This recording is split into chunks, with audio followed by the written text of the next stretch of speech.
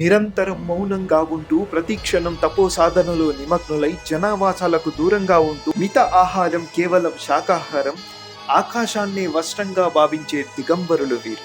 ఒళ్ళంతా భస్మం పూసుకొని ఉంటారు, రుద్రాక్ష మాలలు ధరిస్తారు.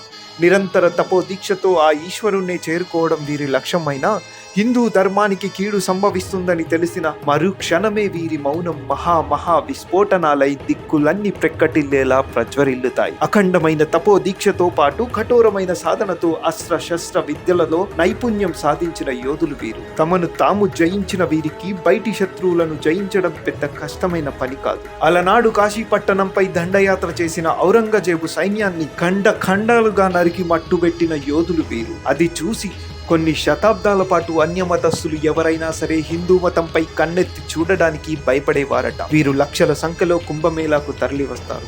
కానీ వీరి ప్రయాణం గురించి ఇప్పటి వరకు ఎవరికీ అర్థం కాదు. కుంభమేళాలో వీరు చేసే మొదటి స్నానం ఆ జలాన్ని పవిత్రం చేసి పరిశుభ్రం చేస్తాయట. వీరే జగద్గురు శంకరాచార్యుల ఆధ్వర్యంలో రూపుదిద్దుకున్న నాగ సాధువులు. హర హర మహాదేవ్.